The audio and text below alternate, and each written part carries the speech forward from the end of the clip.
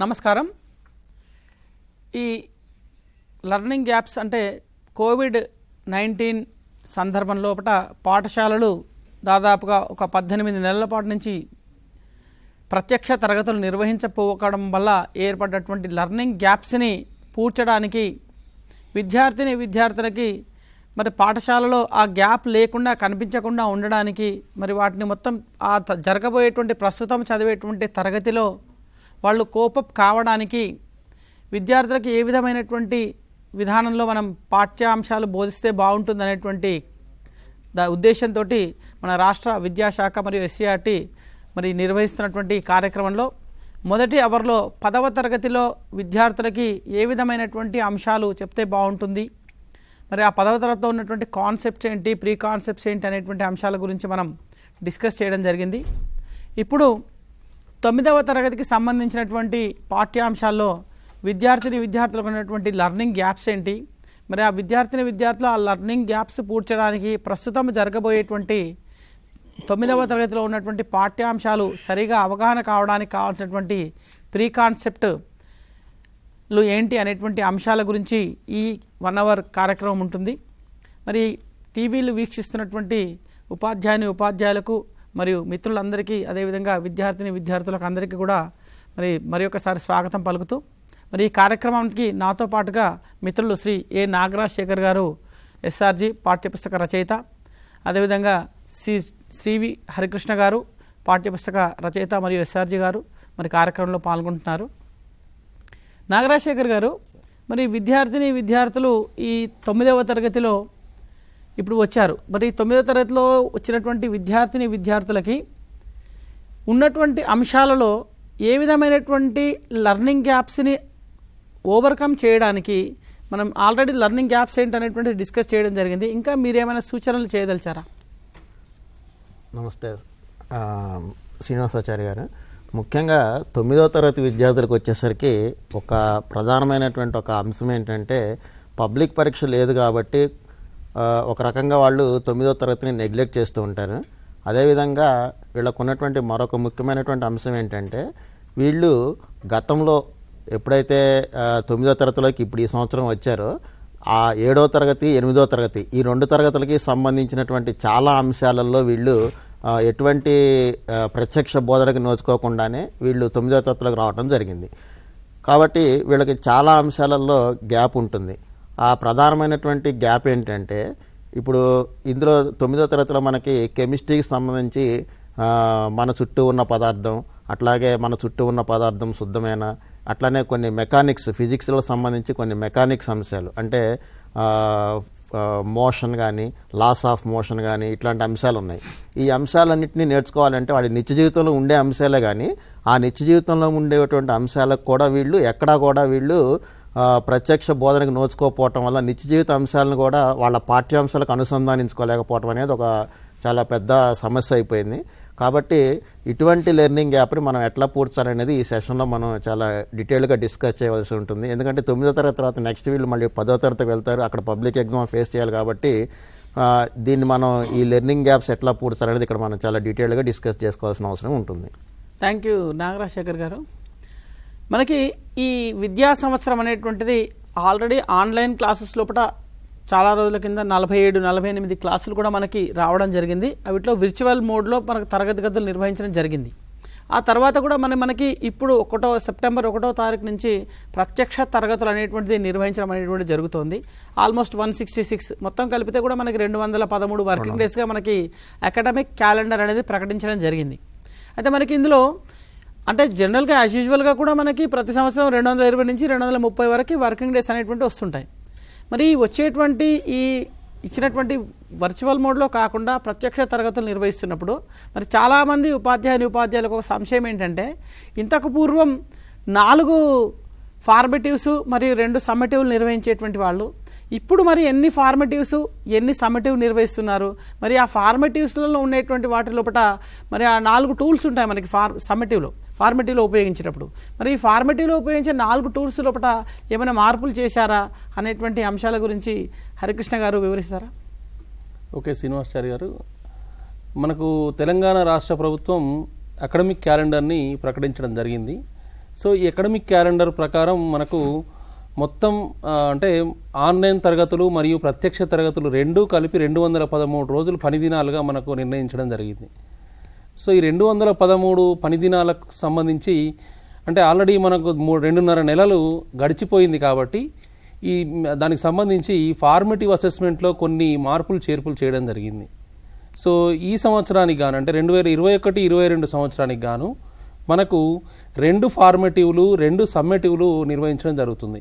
So ఉపాధ్యాయులందరూ కూడా 2 ఫార్మేటివ్లు అదేవిధంగా 2 సమ్మేటివ్లు ఇవ్వాల్సి ఉంటుంది. కాబట్టి ఆ 2 ఫార్మేటివ్లు మనకు టూల్స్లో ఎలాంటి మార్పు లేదు. సో ఆ టూల్స్ మాత్రం మనకు 4 టూల్స్ ఉంటాయి. ల్యాబ్ యాక్టివిటీ, అదేవిధంగా నోట్ పుస్తకాలు, అదేవిధంగా 3వది మనకు ప్రాజెక్టు, 4వది స్లిప్ టెస్ట్. ఈ టూల్ వారీగా మనకు ఎలాంటి మార్పులు చేర్పులు జరగలేదు, కానీ ఫార్మేటివ్ల సంఖ్యలో మార్పు జరిగింది. 2 ఫార్మేటివ్లు మనం నిర్వహించబడింది కాబట్టి మనం 2 ఫార్మేటివ్లు నిర్వహించుకోవాలి. అది ఎప్పుడెప్పుడు నిర్వహించుకోవాలి అంటే మనకు ఫార్మేటివ్ అసెస్మెంట్ 1 వచ్చేసి అక్టోబర్ 5వ తారీఖు అంటే వచ్చే నెల 5 లోపల రికార్డింగ్ కూడా పూర్తి అయిపోవాలి. అంటే నిర్వహణ జరగాలంటే 1వ తారీఖు వరకు నిర్వహించుకొని ఒక 5 రోజుల్లో రికార్డింగ్ అంటే పూర్తి స్థాయిలో ఆ రికార్డ్స్లో కూడా మనం మార్కులు వేసేయాలి. సో ఆ విధంగా మనం నిర్వహించుకోవడం జరుగుతుంది. అదేవిధంగా 2 సమ్మేటివ్ ఎగ్జామ్స్ అంటే సంగ్రహణాత్మక మూల్యాంకనం అంటాం మనం, సమ్మేటివ్ అసెస్మెంట్. ఈ 2 సమ్మేటివ్ ఎగ్జామ్స్ కూడా మనకు నిర్ణయించడం జరిగింది. కాబట్టి మొదటి సమ్మేటివ్ అంటే SA1 అనేది మనకు డిసెంబర్ 1 నుంచి 8వ తేదీ వరకు అన్ని తరగతులకు 1 నుంచి 10 తరగతులకు డిసెంబర్ 1 నుంచి 8వ తారీఖు వరకు మనకు సమ్మేటివ్ 1 అనేది జరుగుతుంది. అదేవిధంగా ఫార్మేటివ్ 2 అంటే ఫార్మేటివ్ అసెస్మెంట్ 2 అనేది 1 నుంచి 9వ తరగతుల వరకు ఫిబ్రవరి 28 లోపు దాన్ని రికార్డు చేయాల్సి ఉంటుంది. అంటే అది ఫిబ్రవరి ఎండింగ్ వరకు రికార్డు చేయాలి. కానీ 10వ తరగతి వారికి మాత్రం జనవరి ఎండింగ్ అంటే 31st January we need to complete the formative assessment for 10th class students. So ఈ విధంగా 2 ఫార్మేటివ్లు. అదేవిధంగా మనకు తెలుసు వార్షిక పరీక్షలు ఎప్పుడు ఉంటాయంటే మనకు ఏప్రిల్ ఫస్ట్ వీక్లో మనకు 7వ తేదీ నుంచి 18వ తేదీ వరకు అంటే 1 నుంచి 9వ తరగతుల వరకు మనకు మార్చి ఏప్రిల్లో మనకు 10th క్లాస్ ఎగ్జామ్స్ రెగ్యులర్గా స్టార్ట్ అవుతూ ఉంటాయి.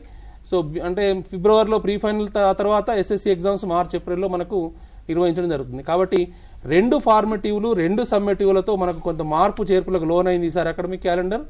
కాబట్టి అవన్నీ మనం గమనించి కొంత అంటే దాని ప్రకారం ఇప్పుడు మనకు సమయం ఎక్కువ లేదు. అంటే ఇప్పుడు ఇది ఆల్రెడీ 15వ తేదీ నుంచి ఇంకో 15 రోజుల్లో మొదటి ఫార్మేటివ్ నిర్వహించుకొని ఆ తర్వాత 5వ తేదీలో దాన్ని రికార్డులో మనం నమోదు చేసుకోవాలి. ఇంకొక విషయం ఏంటి అంటే సిలబస్కు సంబంధించిన చాలా అంటే డౌట్స్ ఉన్నాయి. అంటే బయట గత సంవత్సరం మనకు 70% సిలబస్ మాత్రమే ఉంది. అంటే ఈసారి కూడా 70% సిలబస్ కోసం ప్రభుత్వానికి ప్రతిపాదన పంపడం జరిగింది. 1-2 రోజుల్లో మనకు ఉత్తర్వులు వచ్చే అవకాశం ఉంటుంది. కాబట్టి దానికి అనుగుణంగా ఉపాధ్యాయుడు ప్రణాళిక రూపొందించుకోవడం అవసరం. థ్యాంక్ యూ హరికృష్ణ గారు. మరి ఫార్మేటివ్స్ 4 ఫార్మేటివ్ల స్థానంలో 2 ఫార్మేటివ్లు మాత్రమే నిర్వహించడం జరుగుతుంది. అదేవిధంగా 2 సమ్మేటివ్లు మాత్రమే నిర్వహించడం జరుగుతుంది. ఫార్మేటివ్లో మనము ప్రతి సంవత్సరం నిర్వహించేటువంటి 4 టూల్స్ యథావిధిగా అలాగే ఉంటాయి. మరి ఇంకొక చిన్న అంశాల్లో డౌట్ ఏంటంటే విద్యార్థులకి ఇప్పుడు ప్రీ కాన్సెప్ట్స్ చెప్తున్నాం చాలామందికి. మరి ప్రీ కాన్సెప్ట్స్ చెప్పేటప్పుడు ఈ ఫార్మేటివ్స్ లోపల సమ్మేటివ్స్ లోపల మరి ప్రీ కాన్సెప్ట్స్కి సంబంధించినటువంటి అంశాలు కూడా చర్చిస్తారా అనేటువంటి ఒక అంశము ఉంది. నాగరాజశేఖర్ గారు మరి వీటి మీద ఒకసారి వివరించండి. శ్రీనివాసాచారి గారు, ముఖ్యంగా ఈ ప్రీ కాన్సెప్ట్స్ ఏవైతే మనం ఇప్పుడు డిస్కస్ చేసుకోబోతున్నామో ఈ ప్రీ కాన్సెప్ట్స్ ఏంటంటే ఇప్పుడు 9వ తరగతి పిల్లలు భౌతిక రసాయన శాస్త్రం వాళ్ళ సిలబస్లో ఉన్నటువంటి అంశాలు నేర్చుకోవటానికి కావాల్సినటువంటి బేస్ వేసేటువంటి అంశాలు ఇవి. అంతేగాని వీటిని మనం టెస్టింగ్ ఐటమ్స్గా తీసుకోవటానికి అవకాశం లేదు. కేవలం వీళ్ళ ఏవైతే అంశాలు ఉన్నాయో 9వ తరగతిలో పాఠ్యాంశాలు ఏవైతే ఉన్నాయో వాటిని నేర్చుకోవటానికి కావాల్సినటువంటి బేస్ మాత్రమే అది. అంటే వాళ్ళకి కావాల్సిన పూర్వభావనలు మాత్రమే. సో వీటిని మనం టెస్టింగ్ ఐటమ్స్గా తీసుకుంటే మన సిలబస్ కన్నా ఇది ఎక్కువ అవుతుంది. అది చాలా ఇంపార్టెంట్. రెండోది ఏంటంటే వీటిని మనం సిలబస్లో టెస్ట్ ఐటమ్గా తీసుకోవాలి అనేటువంటి భావన కనుక మనం భావిస్తే అసలు సిలబస్లో కన్నా కూడా వీటి మీద ఎక్కువ ప్రశ్నలు వేయాల్సిన అవసరం ఉంటుంది. అంటే ఇప్పుడు 6వ తరగతి 7వ తరగతి 8వ తరగతి మళ్ళీ ఆ పుస్తకాలన్నీ చదవాల్సిన పరిస్థితి పిల్లలకు ఏర్పడుతుంది. కాబట్టి వాటిని కేవలం ఈ పిల్లలకి సంబంధించినటువంటి 9వ తరగతి పాఠ్యాంశాలు నేర్చుకోవడానికి కావాల్సిన బేస్ వేయడం వరకే దీన్ని మనం భావించాలి. Thank you sir. నిజంగా కరెక్ట్, అది వాస్తవంగా కూడా ఇవి మనము ప్రస్తుత తరగతిలో జరగబోయేటువంటి అంశాన్ని అర్థం చేయడానికి మాత్రమే ఉపయోగిస్తాం, కానీ వీటిని టెస్ట్ ఐటమ్స్లో ఫార్మేటివ్స్లో కానీ సమ్మేటివ్స్లో కానీ వీటిని అడగరు. ఇది క్లియర్. హరికృష్ణ గారు, మరి మనకి ఈ 9వ తరగతిలో మరి మొట్టమొదటి పాఠం అయినటువంటి మన చుట్టూ ఉన్నటువంటి పదార్థాన్ని అనేటువంటి పాఠాన్ని బోధించాలంటే మరి విద్యార్థుల్ని ఉపాధ్యాయుడు ఏ విధంగా సన్నద్ధపరచాలి, దాంట్లో ఉన్నటువంటి ప్రీ కాన్సెప్ట్స్ ఏంటి, దాంట్లో ఉన్నటువంటి ఆ కాన్సెప్ట్ అర్థం కావాలంటే ఏ కాన్సెప్ట్స్ ప్రీ కాన్సెప్ట్స్ని మనము విద్యార్థులతో చర్చించినట్టయితే మనం వాటిని సులభంగా విద్యార్థికి ఆ పాఠ్యాంశాన్ని అవగాహన పొందపరచవచ్చు. వివరించండి సార్. ఇప్పుడు 9వ తరగతికి సంబంధించి మనము మొదటి లెసన్ వచ్చేసి మన చుట్టూ ఉన్న పదార్థం, మ్యాటర్ అరౌండ్ అస్. సో ఈ లెసన్కి సంబంధించి అంటే ఈ 9వ తరగతి విద్యార్థులు 18 నెలల క్రితం ఎక్కడ ఉన్నారంటే వాళ్ళు 7వ తరగతి కంప్లీషన్లో ఆ పాయింట్లో వాళ్ళు ప్రత్యక్ష తరగతులకు హాజరయ్యారు. అంటే గత 18 నెలలుగా వారికి అంటే ఆన్లైన్ బోధన తప్ప మిగతా ప్రత్యక్ష బోధన లేదు. కాబట్టి వాళ్ళు కొంత లెర్నింగ్ యాప్స్తో కూడుకొని ఉన్నారు. సో అందులో మెయిన్గా మనకు లెసన్లో ఉన్న కీ కాన్సెప్ట్స్ మనం ఒకసారి చూసినట్లయితే స్టేట్స్ ఆఫ్ మ్యాటర్ అంటే పదార్థం యొక్క స్థితుల గురించి చెప్పడం జరిగింది. ప్రాపర్టీస్ ఆఫ్ సాలిడ్స్, అదేవిధంగా లిక్విడ్స్ సంబంధించి, గ్యాసెస్ సంబంధించి, ఇంకా అది కాకుండా డిఫ్యూజన్ అంటే వ్యాపనం అనే గుణం సంబంధించి ఈ కీ అంటే మనం ఇప్పుడు లెసన్లో 9th క్లాస్ లెసన్లో ఉన్న అంశాలు. అదేవిధంగా డిఫ్యూజన్ ఇన్ లిక్విడ్స్ అంటే మన ద్రవ పదార్థాల్లో లిక్విడ్ ఎట్లా జరుగుతుంది, సాలిడ్స్ లిక్విడ్స్లో ఏ విధంగా వ్యాపిస్తూ ఉంటాయి, అదేవిధంగా గ్యాసెస్లో డిఫ్యూజన్ ఎట్లా ఉంది. ఇంకా మనం ఏం చేస్తున్నామంటే 2 రకాల అంటే 2 గ్యాసెస్ సంబంధించి డిఫ్యూజన్ స్పీడ్స్ ఒకటి అంటే వేగాలు ఎట్లా ఉన్నాయి, వ్యాపన వేగాలు, దీనికి సంబంధించి ఒక ల్యాబ్ యాక్టివిటీ కూడా ఉంది మనకు.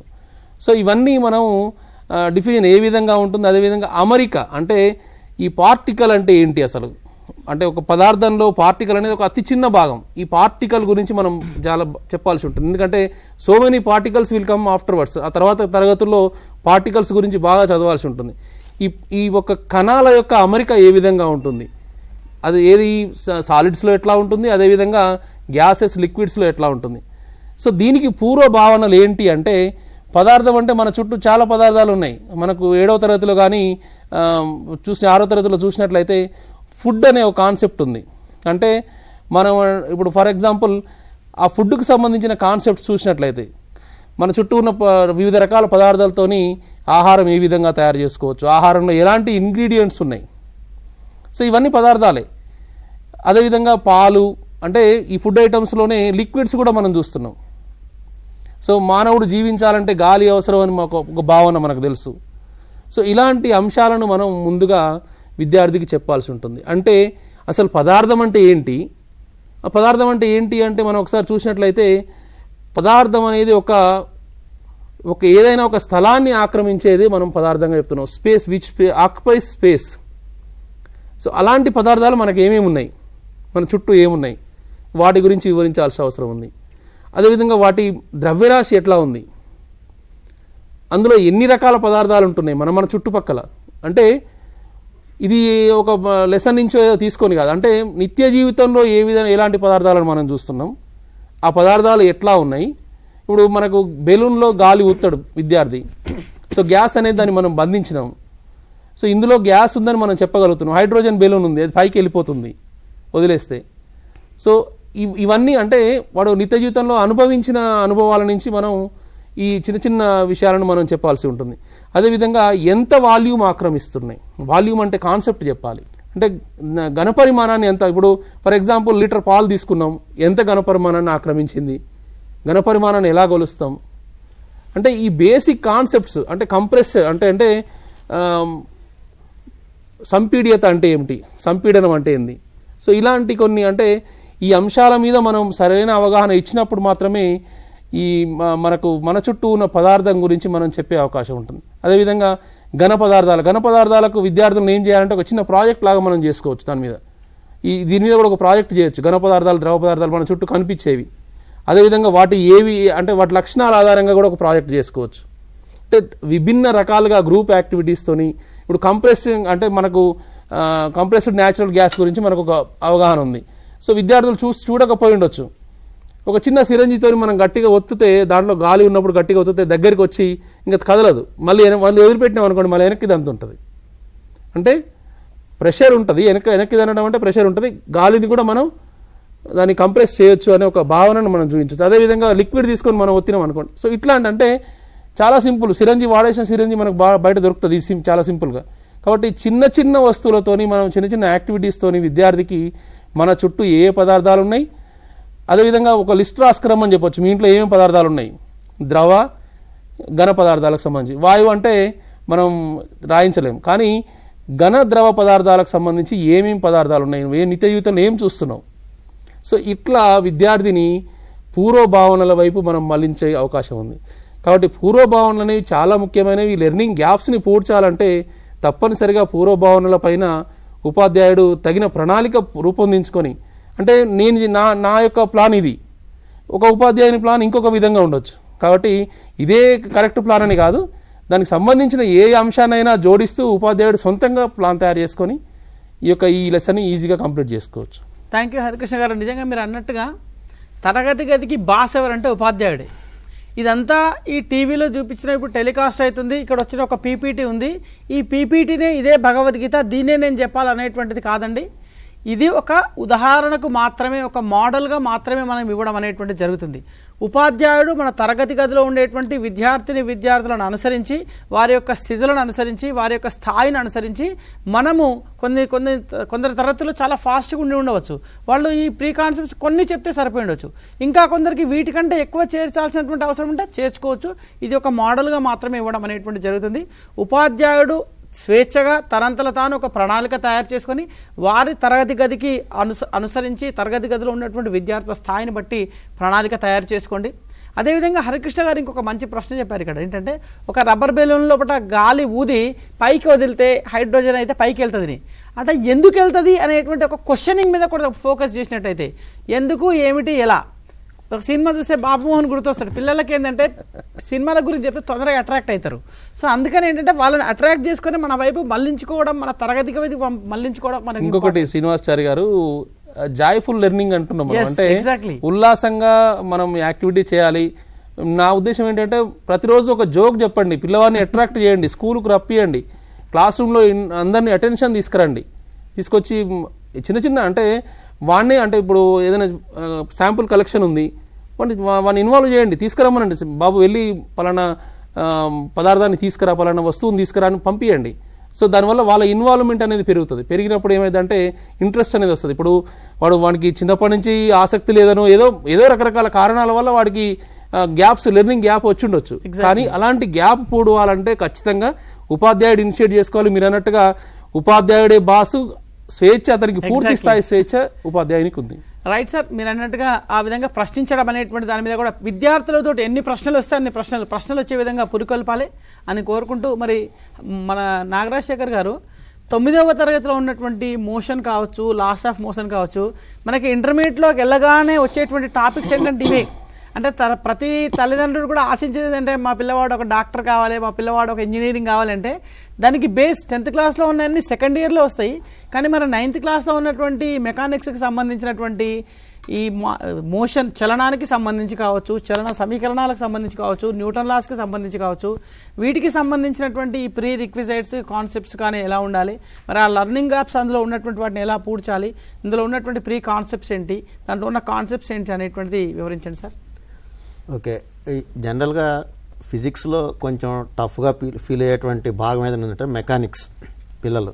ఎందుకంటే మెకానిక్స్లో ఉన్నటువంటి అంశాలు అనేక రకాల అంశాలతో ముడిపోయి ఉంటాయి. ఇప్పుడు ఫర్ ఎగ్జాంపుల్ మన 9th క్లాస్లో మోషన్ అనే లెసన్ తీసుకున్నాం.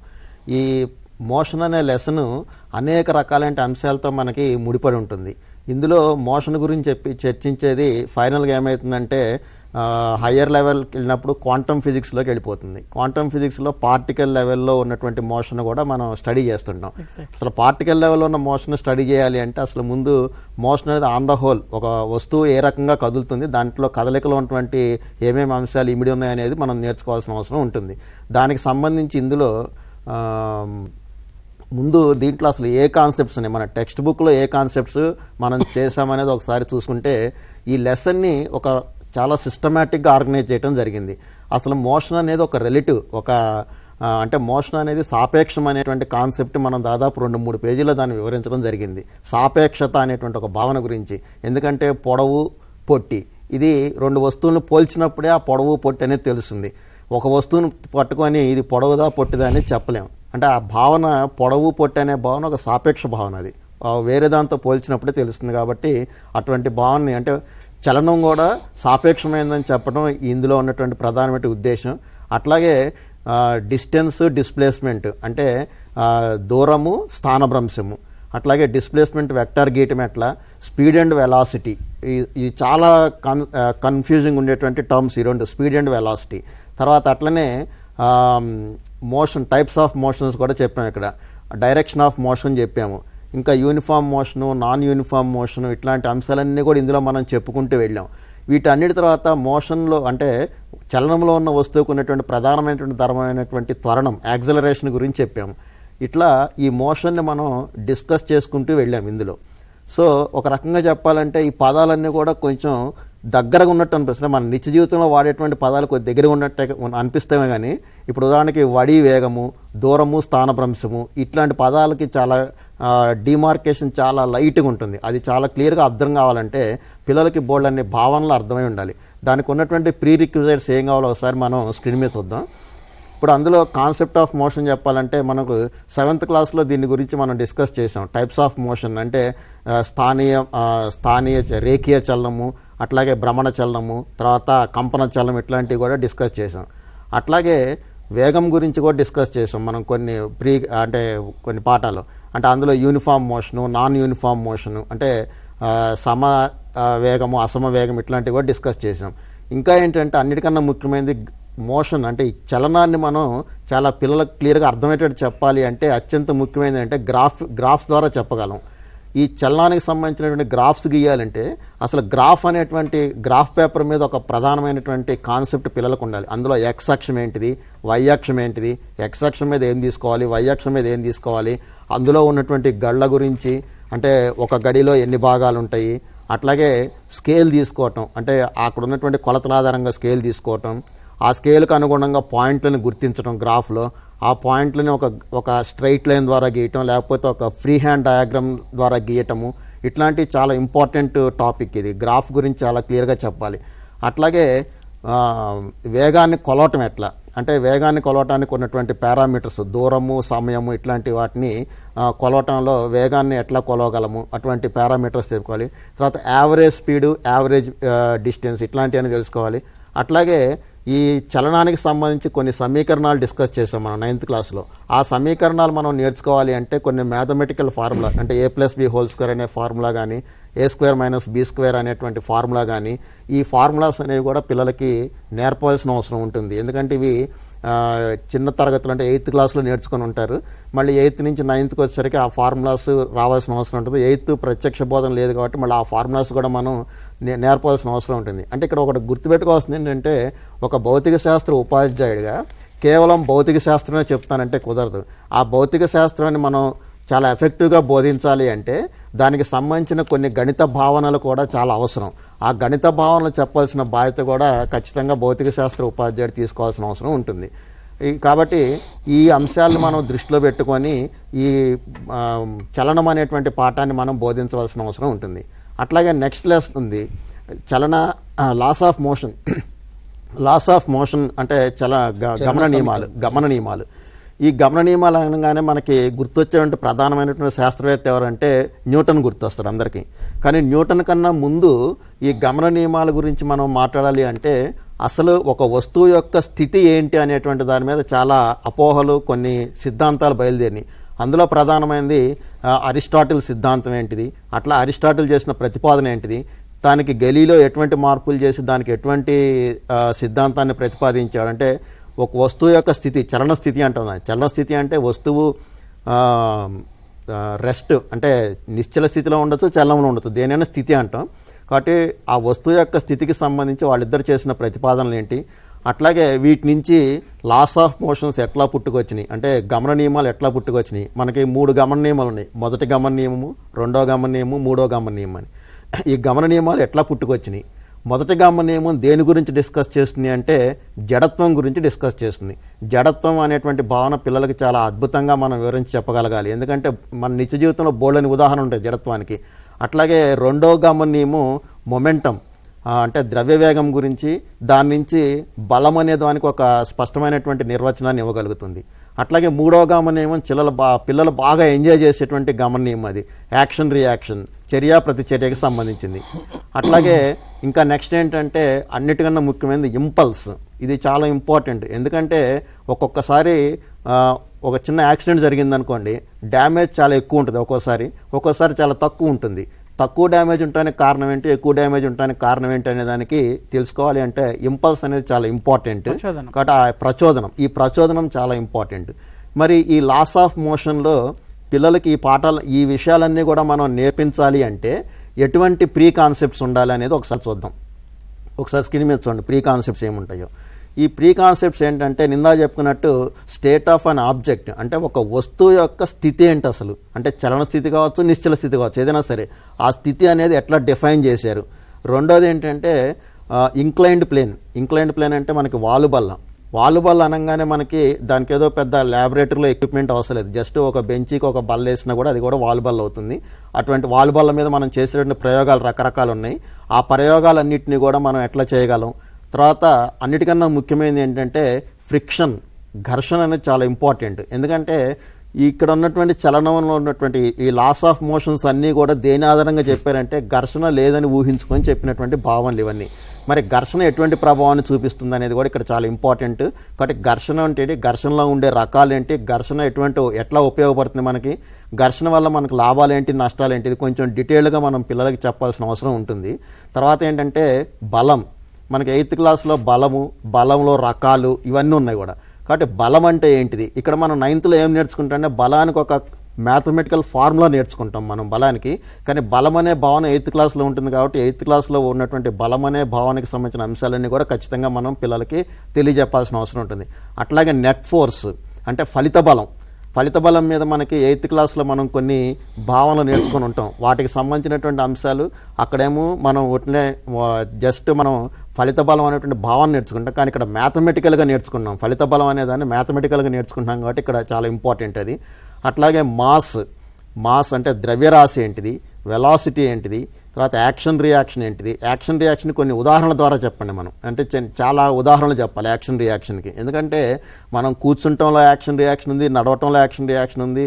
అట్లాగే చాలా అంశాల్లో మనం నిత్య జీవితంలో చేసేటువంటి చాలా అంశాల్లో యాక్షన్ రియాక్షన్ ఉంది. ఏదో బాల్ బంతికి గోడకేసి కొట్టడం ఒకటి ఎగ్జాంపుల్ చెప్తుంటాం, చాలా వరకు కామన్ ఎగ్జాంపుల్. కానీ అనేక అంశాలు అందులో ఇమిడి ఉన్నాయి కాబట్టి యాక్షన్ రియాక్షన్లో అది కూడా మనం చెప్పాల్సిన అవసరం ఉంది. తర్వాత కొన్ని మ్యాథమెటిక్స్, అంటే ఇక్కడ నిందాక మనం ఫస్ట్ లెసన్లో చెప్పుకున్నట్టు a+b² కానీ a-b² కానీ a² - b² ఫార్ములాస్ ఎట్లయితే ఉంటాయో ఆ ఫార్ములాస్ ఇక్కడ కూడా చాలా ఉపయోగపడతాయి. అట్లాగే సబ్స్టిట్యూషన్, ఒక ఫార్ములాలో ఒక చరరాశి బదులు కొన్ని విలువలు ప్రతిక్షేపించడం కూడా ఇక్కడ చాలా ఇంపార్టెంట్. వీటిలన్నింటినీ కూడా మనం పిల్లలకి చెప్పిన తర్వాత ఈ లాస్ ఆఫ్ మోషన్ చెప్తే చాలా అద్భుతంగా పిల్లలు నేర్చుకోగలరు, చాలా ఎంజాయ్ చేస్తారు. ఆ మెకానిక్స్ మీద ఉన్నటువంటి భయాన్ని పోగొట్టుకుంటారు. ఇది ఈ 2 లెసన్లకు సంబంధించిన అంశం. Thank you sir. నిజంగా మీరు చెప్పినట్టుగా ఈ ప్రీ కాన్సెప్ట్ అనేటువంటివి each and everything almost cover చేయడం జరిగింది. సో మీకు ఇంకొక అంశం కూడా ఫోకస్ చేశారు ఇక్కడ, మ్యాథమెటికల్ అనేటువంటి అంటే ఫిజిక్స్లో ఉండేటువంటి ఏదైతే కొన్ని కాన్సెప్ట్స్ను మనం ఎక్స్ప్లెయిన్ చేయడానికి అవసరమైనటువంటి బేసిక్ మ్యాథమెటిక్స్ అనేటువంటిది యాజ్ ఏ ఫిజికల్ టీచర్గా వాటిని మనమే బోధించాల్సినటువంటి అవసరం ఉంది. ఎందుకంటే ఆ గోళానికి ఇప్పుడు చూసే లెన్స్ తీసుకున్నా కానీ, మిర్రర్స్ తీసుకున్నా కానీ, ఒక గోళము, ఆ గోళంలో ఉండేటువంటి వ్యాసము, లేదా ఇంతకుముందు మీరు అన్నట్టుగా ఆ మోషన్ ఈక్వేషన్స్కి సంబంధించి గ్రాఫికల్ రిప్రజెంటేషన్లో గ్రాఫ్కు సంబంధించి మ్యాథ్స్ టీచర్ చెప్తారు కదా అనేటువంటిది కాకుండా ఆ ప్రీ కాన్సెప్ట్ మనం చెప్పడం. రెండవది ఏంటంటే మీరు ఇంకొకటి ఫోకస్ చేయడం జరిగింది ఏంటంటే ఏ విషయాన్నైనా సరే మనం ఒక డయాగ్రమేటిక్గా, ఇప్పుడు 8th క్లాస్లో మనకి FBD ఉంటుంది, ఫ్రీ బాడీ డయాగ్రామ్, స్వేచ్ఛ వస్తు పటం. ఈ బాడీ డయాగ్రామ్ వేసుకున్నట్టయితే హాఫ్ ఆఫ్ ద ప్రాబ్లం మనకు సాల్వ్ అయిపోతుంది. సో కాబట్టి విద్యార్థులకి ఈ మోషన్ కావచ్చు, లేదా లాస్ ఆఫ్ మోషన్ కావచ్చు, మెకానిక్స్లో ఏదైనా సరే ఒక డయాగ్రామ్ వేసుకోవడం వల్ల, లైట్లో కావచ్చు, దేంట్లో అయినా డయాగ్రామ్ వేసుకుంటే half of the problem solve అవుతుంది. అక్కడ ఇచ్చినటువంటి కాంపోనెంట్స్ ఏంటి, ఏమి వేరియబుల్స్ ఇచ్చారు, ఏ వేరియబుల్ ఫైండ్ అవుట్ చేయాలనేటువంటిది. అదేవిధంగా మీరు ఒక ఫార్ములాలో సబ్స్టిట్యూషన్ గురించి డిస్కస్ చేశారు. అంటే ఆ ఏ ఫార్ములా తీసుకుంటే ఇప్పుడు 4 సమీకరణాలు ఉంటాయి. ఆ v = u + at, s = ut + avd². ఇందులో ఒక దాంట్లో అన్ని గమనిస్తే ఒక్కొక్క దాంట్లో ఒకటి ఉండదు. v = u + at దీంట్లో ఏమి లేదు, ఉండదు. ఎస్ ఉండదు. అంటే ఎస్ లేనప్పుడు ఈ సమీకరణం ఉపయోగించాలి. అంటే మనం ఇచ్చినటువంటి డాటాలో ఏ ఏ చలరాశులు ఇచ్చారు, ఏ చలరాశులు లేవు, ఆ ఏ సమీకరణాన్ని దేనికి ఉపయోగించాలనేటువంటిది మనం ఒక బేసిక్ కాన్సెప్ట్ అనేటువంటిది 9th క్లాస్లో మనం కలిగించగలిగితే చాలా రకాలైనటువంటి కప్పీల మీద వాటన్నిటి మీద మనకి ఇస్తాం. మన అటువంటి యంత్రం మనం ఇచ్చాం, ఒకటే క్వశ్చన్ ఇచ్చాం మనం టెక్స్ట్ బుక్లో, కానీ ఇంటర్మీడియట్ మొత్తం బేస్ దాని మీదనే ఆధారపడి ఉంటుంది. కాబట్టి అందులో అవి ఇంటర్మీడియట్ బేస్ అనే కాకుండా మనకు సమస్యలను సాధించాలి అంటే మనకు గ్రాఫికల్ రిప్రజెంటేషన్ ఉపయోగపడుతుంది, యాజ్ వెల్ యాజ్ మనకి ఈ బేసిక్ మ్యాథమెటిక్స్ కూడా చెప్పాలనేటువంటి చాలా చక్కగా చెప్పారు సార్. మరి అదేవిధంగా మన హరికృష్ణ గారు రసాయన శాస్త్రము అంటే మనకు 8th క్లాస్ వరకు పెద్దగా జనరల్ సైన్స్ లాగానే ఉంటుంది మన టెక్స్ట్ బుక్ అంతా. 9th క్లాస్కి వచ్చేవరకు రసాయన శాస్త్రంలో ఉన్నటువంటి కొన్ని చాప్టర్స్ ఇవ్వడం అనేటువంటి దాంట్లో బాగా జరిగింది. దాంట్లో బేసిక్ అంతా కూడా మనకి ఈ 9వ తరగతిలో ఉన్నటువంటి పదార్థం దగ్గర కొద్దిగా స్టార్ట్ చేశారు. ఆ తర్వాత 7, 8 లెసన్లకు వెళ్ళినప్పుడు మరి ఆటమ్స్ కానీ, మాలిక్యూల్స్ కానీ, టైప్స్ ఆఫ్ రియాక్షన్స్ కానీ ఇవన్నీ మరి విద్యార్థులకి కెమిస్ట్రీ అనేటువంటిది అక్కడ బేసిక్ కెమిస్ట్రీ అనేటువంటిది ఇంట్రడ్యూస్ అవుతుంది. వాటిని అవగాహన చెందించడానికి కావాల్సినటువంటి అందులో ఉన్న కాన్సెప్ట్స్ ఏంటి, ఆ కాన్సెప్ట్ అర్థం కావడానికి కావాల్సినటువంటి ప్రీ కాన్సెప్ట్స్ ఆర్ ప్రీ రిక్విజైట్స్ ఏంటి అనేటువంటిది వివరిస్తే బాగుంటుంది సార్. 9వ తరగతికి సంబంధించి యాటమ్స్, మాలిక్యూల్స్, కెమికల్ రియాక్షన్స్ ఒక లెసన్ ఉంది. సో 7వ లెసన్. సో దీంట్లో వచ్చేసి మనకు చాలా కాన్సెప్ట్స్, అంటే ఇది చాలా పెద్ద లెసన్, అంటే ఉన్న వాటిల్లో కూడా చాలా పెద్ద లెసన్ ఇది. సో ఇందులో చాలా కాన్సెప్ట్స్ మనం చెప్పడం జరిగింది. ఫర్ ఎగ్జాంపుల్ మనము కొన్ని లాస్, అంటే లా ఆఫ్ అంటే ద్రవ్య నిత్వత్వ నియమం దగ్గర నుంచి law of conservation of mass నుంచి, అదేవిధంగా కాన్స్టెంట్ ప్రపోర్షన్స్, యాటము, సింబల్స్ ఎలా రాస్తున్నాం, వాటి పేర్లు ఎట్లా పెట్టినాం, అదేవిధంగా క్రిస్ క్రాస్ మెథడ్, ఈ కొన్ని చాలా మెథడ్స్ మనం దాంట్లో డిస్కస్ చేయడం జరిగింది. అదేవిధంగా మాస్, ఆటమిక్ మాస్ అంటే ఏఎంయు అంటే ఏంటి, యూనిఫైడ్ మాస్ అంటే ఏంటి, అదేవిధంగా మాలిక్యూల్స్ ఆఫ్ ద ఎలిమెంట్స్లో ఎట్లుంటుంది, మాలిక్యూల్స్ ఆఫ్ కాంపౌండ్స్, అదేవిధంగా అయాన్ సంబంధించి క్యాటయాన్, ఆనయాన్ని కూడా డిస్కస్ చేయడం. అటమిసిటీ అంటే ఎన్ని యాటమ్స్ ఉన్నాయి దాంట్లో, వేలెన్సీ ఎంత వేలెన్సీ కలిగి ఉంది, మాలిక్యులర్ మాస్. సో ఇట్లా ఎన్నో రకాలు, అంటే చాలా అంశాలు మనం డిస్కస్ చేయడం జరిగింది. ఇవే కాకుండా మనం కెమికల్ రియాక్షన్ సంబంధించి ఫార్ములా యూనిట్ మాస్ ఉంది మనకు దాంట్లో, అదేవిధంగా chemical reaction mole, Avogadro constant. So ఇట్లా అంటే ప్రతి అంశాన్ని కెమికల్ రియాక్షన్స్లో మనకు 4 types ఆఫ్ రియాక్షన్స్, ఇంకా in addition to chemical reactions oxidation, reduction, corrosion మీద, ర్యాన్సిడిటీ, యాంటీ ఆక్సిడెంట్స్, అంటే నిత్య జీవితంలో జరిగే ప్రతి చర్యకు సంబంధించిన ప్రతి అంశాన్ని మనకు 9th క్లాస్ యొక్క 7వ చాప్టర్ మనకు చెప్తూ ఉంటుంది. కాబట్టి ఇవన్నీ బోధించాలంటే మొదటిసారిగా వింటుంటారు పిల్లలు అన్ని అంశాలను కూడా. దాదాపుగా వాళ్ళు 9th క్లాస్లోనే ఎలిమెంట్ అనే ఒక భావన వస్తుంది. అంటే పేర్లు వినుండొచ్చు, 8వ తరగతిలో కొన్ని రసాయన పదార్థాల పేర్లు వినుండొచ్చు, మీరు అన్నట్టుగా బోర్డు రూపంలో, అంటే పద రూపంలో కొన్ని పేర్లు వినుండొచ్చు, కానీ సమీకరణాలు కూడా పద రూపంలోనే ఉన్నాయి 8వ తరగతిలో మనం గమనించాం. కాబట్టి పేర్లు వినుండొచ్చు, కానీ వాటికి సంబంధించిన సింబల్స్ కానీ, సంకేతాలు కానీ, వాటికి సంబంధించిన కాంపౌండ్స్ కానీ, ఫార్మేషన్ కానీ, ఎన్ని ఆటమ్స్ ఉంటాయి అంటే ఆటమిసిటీ కానీ, ఇవన్నీ అంశాలు చాలా కొత్త అంశాలు. ఈ కొత్త అంశాలను మనం బోధించాలంటే ప్రీవియస్ లెసన్స్లో, అంటే పూర్వభావనలు ఏమున్నాయి అసలు, అంటే పూర్వభావనలు ఎక్కడి నుంచో తీసుకురావాలి. ఈ పూర్వభావనలు సింపుల్గా మనం చెప్పాలంటే స్టేట్స్ ఆఫ్ మ్యాటర్ దీనికి ఆద్యంగా మనం చెప్పొచ్చు. అంటే మనకు మ్యాటర్ అనేదే మన మూలం. మీరు చూడండి, ఏ పదార్థానికైనా దేనికైనా, ఇప్పుడు మూలకానికైనా దేనికైనా ప్రతి అంశానికంటే ఒక కణానికైనా మూలం పదార్థమే. కాబట్టి ఈ పదార్థానికి సంబంధించిన అంశాలను మనం పునర్బోధించాల్సి ఉంటుంది. ఇది 9వ తరగతిలో వచ్చింది కదా, మళ్ళీ ఎందుకు బోధించాలి అంటే, విద్యార్థి 18 నెలల అనంతరం పాఠశాలకు వచ్చిండు, కొంత లెర్నింగ్ గ్యాప్స్ కలిగి ఉన్నాడు, కాబట్టి మళ్ళీ పునర్బలనం చెందుతుంది, అంటే రీక్యాప్చులేషన్ పొందే అవకాశం ఉంటుంది.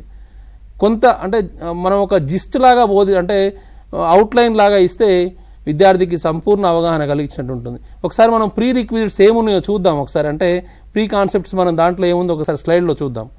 సో ఇవన్నీ అంటే 7th క్లాస్ నుంచి తీసుకొచ్చిన అంశాలు చూసుకున్నట్లయితే, అవర్ ఫుడ్ మెటీరియల్స్ అంటే మ్యాటర్ సంబంధించిన అంశాలు, యాసిడ్స్ బేసెస్ 8th క్లాస్లో సంబంధించిన అంశాలు, metals non metals 8th class ఉంది. అదేవిధంగా స్టేట్స్ ఆఫ్ మ్యాటర్స్ అంటే ఎన్ని రకాల స్టేట్స్ ఉన్నాయి మనకు, ప్రాపర్టీస్ ఆఫ్ మ్యాటర్, అందులో షేప్, వాల్యూమ్ మనం ఆల్రెడీ డిస్కస్ చేసినాం. ఇంకా పార్టికల్స్, స్మాలెస్ట్ పార్టికల్ అంటే ఏంటి, దాని గురించి కొంచెం వివరిస్తే నెక్స్ట్ రాబోయే ఆటంలో ఉండే పార్టికల్స్ ఏంటి అసలు, అందులో ఉండే చిన్న చిన్న కణాలు ఏమొస్తాయి, వాట్ ఈజ్ ఇన్సైడ్ యాటమ్ అనే పాఠం ఉంది మన నెక్స్ట్ లెసన్లో. సో ఇవన్నిటికీ బేస్గా మనం కొన్ని అంశాలను మనం తీసుకుంటాం. నెక్స్ట్ స్లైడ్ చూసినట్లయితే అందులో కూడా కొన్ని ప్రీ రిక్విజిట్స్, అంటే నెక్స్ట్ అంశాలు ఏమున్నాయి ఒకసారి స్లైడ్ చూడండి. అంటే నార్మల్గా చెప్పాలంటే కంప్రెసిబిలిటీ, అంటే ఒక పదార్థం గురించి లక్షణాల గురించి చెప్పాలంటే ఖచ్చితంగా అన్ని లక్షణాలను మనం వివరించాల్సి ఉంటుంది. ఇక్కడ ముఖ్యంగా మనం చెప్పాల్సింది ఏంటంటే ఫోర్సెస్ ఆఫ్ అట్రాక్షన్, అంటే పార్టికల్స్ మధ్యన ఎలాంటి బంధాలు కలిగి, అంటే ఎలాంటి బలం ఉంది, వాటి మధ్యన ఉండే బలం ఏంటి, ఆకర్షణ బలం ఏంటి, ఈ ఆకర్షణ బలాలు పదార్థాన్ని ఎట్లా చేస్తున్నాయి. ఇంకా ముఖ్యమైన ఈ ప్యూర్ సబ్స్టెన్స్, మనకు 6th lesson is matter pure అనే లెసన్ ఉండేది. సో అంటే ఈ 70-30%లో మనకు అది లేదు. అయితే 2-3 రోజులు మనకు వివరణ క్లియర్గా వస్తుందని చెప్పాను ఇందాకనే. కాబట్టి ఈ ప్యూర్ అనే మ్యాటర్ ప్యూర్ అనే దాంట్లో ప్యూర్ సబ్స్టెన్స్ అంటే ఏంటి, మిక్స్చర్ అంటే ఏంటి, సొల్యూషన్ అంటే ఏంటి, మనకు కొన్ని అంశాలు వచ్చినాయి. సో వాటిని కూడా మనం చెప్పాల్సిన అవసరం, అంటే ఎలిమెంట్ అనేది ఒక purest part. For example gold ఉంది, గోల్డ్ అనేది ఒక ప్యూరెస్ట్ మెటల్గా మనం చెప్తూ ఉన్నాం. సో కాబట్టి ప్యూర్ సబ్స్టెన్స్ ఏంటి, సెంట్రిఫ్యూజ్ సంబంధించిన అంశాలు ఏంటంటే ఎట్లా విడదీయాలి రెండు, అంటే మిక్స్చర్ని మనం రెండు కలిపినప్పుడు ఎట్లా, పాల నుంచి సెంట్రిఫ్యూజ్ చేస్తే వెన్న ఎట్లా వస్తుంది, పాలు శుద్ధమైన పదార్థమైన, మనం ప్రశ్న అడిగినాం పాఠం ఫస్ట్లోనే ఉంటుంది మనకు ప్రశ్న. పాలు మనం తాగే పాలు ప్యూర్ సబ్స్టెన్సా, ప్యూర్ పాలా, దాంట్లో ఏం లేదా, నీరుందా, వెన్న ఉందా, పాలున్నాయా, ఇవన్నీ అంశాలు మనం చాలా డిస్కస్ చేస్తూ ఉంటాం. కాబట్టి సెంట్రిఫ్యూజ్ అనేది చాలా ముఖ్యమైనది. ఇంకొన్ని మనం ప్రీ రిక్విజిట్స్ చూసినట్లయితే మనకు తెలుస్తుంది. అదేవిధంగా ఎలిమెంట్ గురించి మనం డిస్కస్ చేస్తాం. మిక్స్చర్స్ కూడా ఉన్నాయి, అంటే ఇవన్నీ ప్రీవియస్ లెసన్స్లో ఉన్నాయి. మిక్స్చర్ సంబంధించి అంటే హోమోజీనియస్ మిక్స్చర్స్, అంటే రెండు పదార్థాలు కలిసిపోతే దాన్ని హోమోజీనియస్ అంటామని, అదేవిధంగా కలిసిపోనట్లయితే హెట్రోజీనియస్ మిక్స్చర్స్ అంటామని. సో ఇట్లా అంటే ఇదే కాకుండా సొల్యూషన్స్లో మనకు రకరకాల సొల్యూషన్స్ ఉన్నాయి. సంతృప్త ద్రావణాలు, అసంతృప్త ద్రావణాలు, అతి సంతృప్త ద్రావణాలు, వీటికి సంబంధించి చిన్న చిన్న యాక్టివిటీస్ ఉన్నాయి. షుగర్ ఎక్కువగా కలపడం లేదా సాల్ట్ ఎక్కువ కలపడం ఒక వాటర్లో తీసుకొని, అంటే చిన్న చిన్న యాక్టివిటీస్ ద్వారా వాళ్ళకు ఒకసారి పూర్వభావనలు, అంటే ఇదే కాకుండా కొలాయిడ్స్ సంబంధించి. ఇంకా లాస్ట్కి మనం ఎలిమెంట్ దగ్గరికి వస్తాం. సో ఎలిమెంట్ నుంచి మనం ఒకసారి మన స్లైడ్ చూడండి. సో ఎలిమెంట్ దగ్గరికి వస్తాం. ఎలిమెంట్ దగ్గరికి వచ్చినప్పుడు ఏమవుతుందంటే ఎలిమెంట్ దగ్గర మనకు కొలాయిడ్స్ తర్వాత చేంజెస్, అంటే ఇక్కడ ఎలిమెంట్ నుంచి మనకు రసాయన చర్యల్లోకి వెళ్ళిపోతున్నాం మనం ఆ ఎలిమెంట్ దగ్గర నుంచి. సో రసాయన చర్యల దగ్గరికి వచ్చేసరికి మన చుట్టూ జరిగే మార్పులు 7వ తరగతిలో మనం చూసుకున్నాం, మన చుట్టూ ఏమేమి మార్పులు జరుగుతున్నాయని.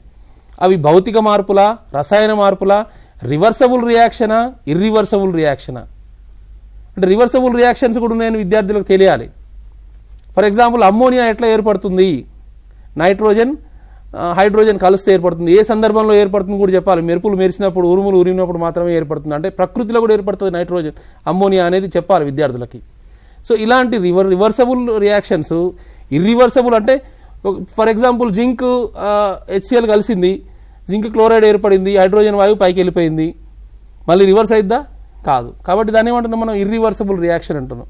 సో ఇలాంటి అంశాలను బేసిక్స్ని మనం ఎంతో చక్కగా వివరించినట్లయితే విద్యార్థి ఎంతో, అంటే ఇది చాలా కీలకమైన లెసన్గా మనం భావించవచ్చు. ఆటమ్స్, మాలిక్యూల్స్, అదేవిధంగా what is inside atom.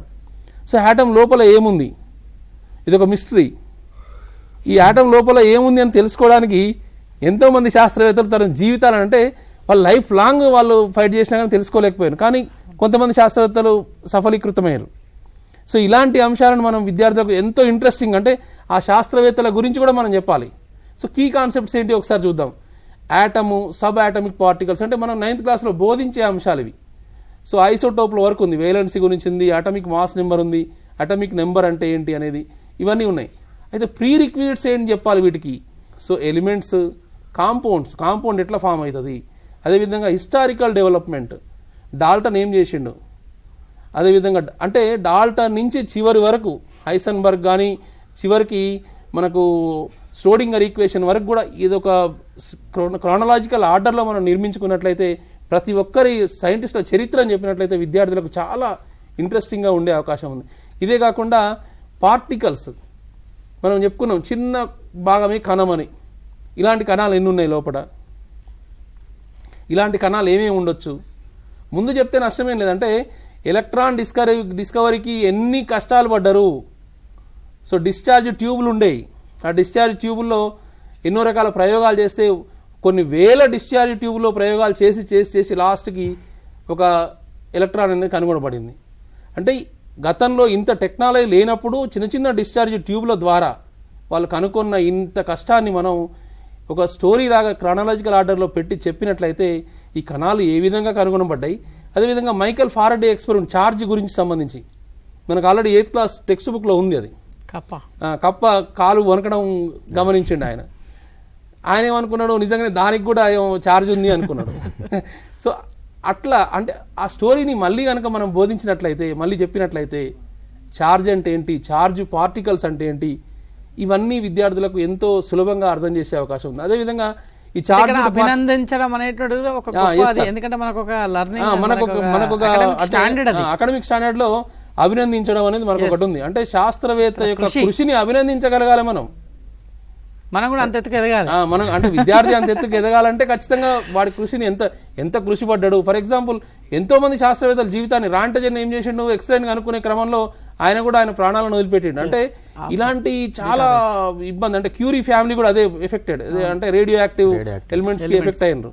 So అంటే వాళ్ళ ఫ్యామిలీ మొత్తం ఎఫెక్ట్ అయింది. కాబట్టి ఇంత త్యాగం చేసి శాస్త్రవేత్తలు ఇన్ని రకాలుగా కనుక్కున్నారు అనే మనం ఒక స్టోరీ చెప్పినట్లయితే విద్యార్థికి ఎంతో వినసొంపుగా అంటే ఇంట్రెస్టింగ్ కలిగియాలి. జరిగిందే ఇది, జరిగిన కథని మనం ఒక స్టోరీ లాగా చెప్పాలి. విద్యార్థిని ఎంత కష్టపడ్డాడు చూడండి, అతని కష్ట ఫలితం ఎట్లా ఉంది అని అభినందించగలిగినప్పుడే నిజంగా మనం అన్ని అకాడమిక్ స్టాండర్డ్స్ అన్ని సామర్థ్యాలని మనం సాధించగలుగుతాం. అట్లా విధంగా లెర్నింగ్ అవుట్కమ్స్ కూడా మంచి ఫ్రూట్ఫుల్గా వచ్చే అవకాశం ఉంటుంది. అదేవిధంగా నెగిటివ్ ఛార్జెస్, పాజిటివ్ ఛార్జెస్ అంటే ఏంటి, సో ఇట్లాంటి అంశాలన్నీ కూడా మనం చాలా అంటే ఐసోటోప్కి సంబంధించి ఏమేమి యూజెస్ ఉన్నాయి, రకరకాల ఉంటాయి, వ్యవస్థలు ఉంటాయి. అంటే నిజంగా రేడియో యాక్టివ్ ఎలిమెంట్ అంటే ఏంటి వానికి తెలియదు, ఒక రేడియో యాక్టివ్ ఎలిమెంట్ గురించి తెలియదు. సో ఇలాంటివి కూడా ఉన్నాయా, స్వచ్ఛందంగా ఉద్గారం చెందుతాడంటే వాడు అసలు చాలా ఆశ్చర్యపోతాడు విద్యార్థి తెలుసుకున్నప్పుడు. సో అది మనం ముందే చెప్పినట్లయితే, వాడికి కొంత ప్రీ కాన్సెప్ట్ ఇచ్చినట్లయితే, దాని మీద సమగ్రమైన అవగాహన కలిగించినట్లయితే ఎంతో బాగా. అంటే ఈ యొక్క 9th క్లాస్ సంబంధించి ప్రతి ప్రీ కాన్సెప్ట్ అంటే ప్రతి లెసన్కి ప్రీ కాన్సెప్ట్ తయారు చేసుకొని దాన్ని మనం బోధించేటప్పుడు కొంత చిన్న చిన్న యాక్టివిటీస్ అంటే కొన్నిట్లలో యాక్టివిటీస్ మనకు ఈ 7th లెసన్లో యాటమ్స్ మాలిక్యూల్స్లో చాలా యాక్టివిటీస్ ఉన్నాయి, నెంబర్ ఆఫ్ యాక్టివిటీస్. నియమానికి కలర్ఫుల్ యాక్టివిటీస్ అసలు దాదాపుగా దాంట్లో ఒక 10-15 యాక్టివిటీస్ ఉన్నాయి. ఉన్న వాటిలో అన్ని యాక్టివిటీస్ దాంట్లోనే ఉన్నాయి. నా భావన ఎందుకంటే చాలా యాక్టివిటీస్ ఉన్నాయి. ఎన్ని చేయగలిగితే అన్ని చేసి చూపించినట్లయితే విద్యార్థి ఎంతో ఉత్సాహంతో, ఎంతో అంటే ఎంతూజియాజంతో చాలా ముందుకు వచ్చే అవకాశం ఉంటుంది. అతనికి కూడా ఈ లెర్నింగ్ గ్యాప్స్ అనేవి పూడే అవకాశం ఉంటుంది. థ్యాంక్ యూ హరికృష్ణ గారు. ఒక్క విషయం శ్రీనివాసాచారి గారు, ఇక్కడ ఈ 2 లెసన్స్ మనం జాగ్రత్తగా గమనించాలి. వాట్ ఈజ్ ఇన్సైడ్ యాటమ్ ఒకటిను, యాటమ్స్ మాలిక్యూల్. ఈ 2 లెసన్లను గమనించినట్టుంటే ఈ 2 లెసన్లకి అత్యంత ప్రధానమైనటువంటి బేస్ ఎక్కడ ఉందంటే ఫస్ట్ లెసన్లో, మన 9th క్లాస్ ఫస్ట్ లెసన్లో ఉంది, మ్యాటర్ అరౌండ్ అస్. అంటే అసలు పదార్థం గురించి ఎంత ఎక్కువ తెలుసుకుంటే పిల్లలు తర్వాత ఫర్దర్గా అంత చాలా ఈజీగా నేర్చుకునే అవకాశం ఉంటుంది. కాబట్టి ఫస్ట్ లెసన్ ఏదో 2-3 పేజీలు, ఒక 10 పేజీలు కూడా లేదు ఆ లెసన్. ఆ పేజెస్ ఉన్నటువంటి లెసన్ని చాలా చిన్న విషయంగా తీసుకోకుండా చాలా ఇంపార్టెంట్ లెసన్గా తీసుకుని దానికి సంబంధించిన అనేక అంశాలు మనం చాలా స్పష్టంగా చెప్పగలిగితే తర్వాత వచ్చేటువంటి క్రమంలో ఈ 2 లెసన్స్, ఎందుకంటే ఈ 2 లెసన్స్లో హరికృష్ణ చెప్పినట్టుగా 7వ lesson atoms molecules and chemical రియాక్షన్స్లో అన్ని యాక్టివిటీస్ ఎక్కువ, అంటే పిల్లలు బాగా ఎంజాయ్ చేస్తారు. నెక్స్ట్ వచ్చేసి వాట్ ఈజ్ ఇన్సైడ్ యాటమ్లు ఏంటంటే హిస్టరీ, ఈ హిస్టరీ డెవలప్మెంట్. ఎందుకంటే హయ్యర్ క్లాసులకు వెళ్తున్న కొద్దీ అందులో లోపలికి వెళ్ళి నేర్చుకుంటారు, లోపల మొత్తం పూర్తిగా డెప్త్లో నేర్చుకుంటారు. కానీ అసలు హిస్టరీ అనేది చాలా ఇంపార్టెంట్. ఎందుకంటే మొత్తం మన సైన్స్ని ఒక మలుపు తిప్పినటువంటి గొప్ప పరిశోధనలు ఇందులో ఉన్నాయి. ఏది ఇన్సైడ్ యాటమ్ యొక్క స్ట్రక్చర్ని అన్వీల్ చేయటంలో సైన్స్ మొత్తం కూడా ఒక టర్న్ తీసుకొని ఇవాళ మనం అనుభవించేటువంటి ఫలితాలన్నీ కూడా దాని ఫలితాలే. కాబట్టి దాన్ని చాలా ఇంపార్టెంట్గా చెప్పాల్సిన అవసరం ఉంది. చాలా గొప్ప విషయాలు చెప్పారు హరికృష్ణ గారు. Thank you sir. నిజంగా కెమిస్ట్రీలో మనకు బేస్ అంటేనే ఇప్పుడు 9th క్లాస్లో ఉంది. దట్టు బి మన టెక్స్ట్ బుక్లో కూడా అందరి సైంటిస్టులకు సంబంధించి ఒక బొమ్మ కూడా ఇచ్చాము అక్కడ, ఏ సంవత్సరంలో ఎవరెవరు ఏమేమి డిస్కవర్ చేశారో ఒక స్టేజెస్ కూడా. సో వాటన్నింటినీ వాళ్ళ కృషిని మనం గుర్తించడమే కాదు, విద్యార్థులతో కూడా అభినందించడం అనేటువంటి ఒక స్కిల్ని కూడా డెవలప్ చేయవచ్చు. అదేవిధంగా మనకు ఫిజిక్స్లో వెళ్తే 10th క్లాస్లో మనకి ఎలక్ట్రిసిటీ అండ్ లైట్ అనేటువంటి అంశాలు ఉన్నాయి. మరి 9th క్లాస్లోకి వచ్చినప్పుడు మనకి హీట్ అనేటువంటి ఇంకొక అంశం కూడా సపరేట్ టాపిక్గా ఉంటుంది ఇందులో. సో కాబట్టి ఆ హీట్ అనేటువంటి టాపిక్కి సంబంధించినటువంటి అంశాల్లో మరి హీట్కి టెంపరేచర్కి సంబంధించినటువంటివి వాటి గురించి కూడా మరి నాగరాజ్ శేఖర్ గారు వివరించవలసిన కోర్సు. ఓకే అండి, ఇక్కడ హీట్ అనే లెసన్ మనం ఇక్కడ 9th క్లాస్లో నేర్చుకుంటున్నాము. ఫర్దర్గా చూస్తే మనకు ఆ 10thలో లేదు లెసన్. కానీ 10thలో లేకపోయినా సరే ఇవాళ ఇక్కడ మనం హై స్కూల్ లెవెల్లో 10th క్లాస్ వరకు నేర్చుకున్న అంశాలు ఒక క్లాస్లోంచి ఇంకో క్లాస్లోకి కనెక్షన్ ఉంటుందని కాదు, కానీ ఖచ్చితంగా నేర్చుకోవాల్సిన అంశాలు బేసిక్ కాన్సెప్ట్స్ కాబట్టి. ఇక్కడ మనం హీట్కి సంబంధించి మనం కొన్ని అంశాలు ఆల్రెడీ 7thలో చదివి ఉంటాం. మనం 7thలో పిల్లలకి చెప్పుంటాం. బట్ అన్ఫార్చునేట్లీ పాండమిక్ సిచ్యువేషన్లో పిల్లలు ఎంతవరకు నేర్చుకునేది పక్కన పెడితే ఆ హీట్కి సంబంధించి అక్కడ 7th క్లాస్లో ఏమున్నదంటే అసలు ఉష్ణం అంటే ఏంటి, ఉష్ణోగ్రత అంటే ఏంటి, ఈ రెండుకి సంబంధించి చాలా స్పష్టమైనటువంటి ఒక అవగాహన అనేది 7th క్లాస్లో మనకి స్పష్టంగా ఉంది. కాబట్టి ఇక్కడ మనం కూడా ఏం చేయాలంటే 10th క్లాస్ 9th క్లాస్ పిల్లలకి ఉష్ణము ఉష్ణోగ్రత ఈ రెండింటిని చాలా స్పష్టంగా చెప్పాల్సిన అవసరం ఉంది. ఇది చాలా చాలా ఇంపార్టెంట్ అనేది. ఇప్పటికి కూడా ఇంకా మనకి ఉష్ణము ఉష్ణోగ్రత అనే పదాలని ఎట్లా పడితే అట్లా వాడేస్తుంటాము. అట్లా కాకుండా ఏ సందర్భంలో దేని వాడాలో చాలా స్పష్టంగా చెప్పాల్సిన అవసరం ఉంటుంది. దీనికి సంబంధించి మన 9th క్లాస్లో ఏమేమి అంశాలు ఉన్నాయో ఒకసారి మనం స్క్రీన్ మీద చూద్దాం. ఇందులో మనకి 9th క్లాస్లో మనకి ఏమోనంటే హీట్ ఏంటి, టెంపరేచర్ ఏంటి, ఈ రెండింటికి సంబంధించినటువంటి కొన్ని యాక్టివిటీస్ ద్వారా ఉంది మనకి. అట్లాగే థర్మల్ ఈక్విలిబ్రియం, ఇది చాలా చాలా ఇంపార్టెంట్ అండి థర్మల్ ఈక్విలిబ్రియం అనేది. ఎందుకంటే మనం నిత్య జీవితంలో మనం జాగ్రత్తగా చాలా సందర్భాల్లో వాడతాం. ఎందుకంటే వేడి నీళ్ళు స్నానం చేసేటప్పుడు ఆ వేడి ఎక్కువ ఉన్నప్పుడు మనం కొన్ని చన్నీళ్ళు కలుపుకుంటాం. అట్లా థర్మల్ ఈక్విలిబ్రియం అనేది మనం నిత్య జీవితంలో వాడేస్తుంటాం. అట్లాగే అన్నిటికన్నా ముఖ్యమైనది స్పెసిఫిక్ హీట్, విశిష్టోష్ణం అనేది చాలా ఇంపార్టెంట్. తర్వాత దీనికి సంబంధించి కొన్ని applications, daily life applications, evaporation కానీ, కండెన్సేషన్ కానీ, బాయిలింగ్ కానీ, తర్వాత లాటెంట్ హీట్ ఆఫ్ ఇవాపరేషన్ కానీ, మాయిశ్చర్ ఫామ్ అవటం, తర్వాత ఫ్రీజింగ్ ఏంటి, ఇవన్నీ కూడా చాలా చాలా ఇంపార్టెంట్ అంశాలు మనకి 9th క్లాస్ హీట్లో మనం డిస్కస్ చేయడం జరిగింది. అట్లాగే దీనికి సంబంధించి ఈ లెసన్ చెప్పడానికి మనం వెళ్ళబోయే ముందు 9th క్లాస్లో ఈ లెసన్ మనం డీల్ చేయడానికి వెళ్ళబోయే ముందు ఏమేమి ప్రీ రిక్వైర్స్ కావాలి అనేది ఒకసారి గమనిద్దాం.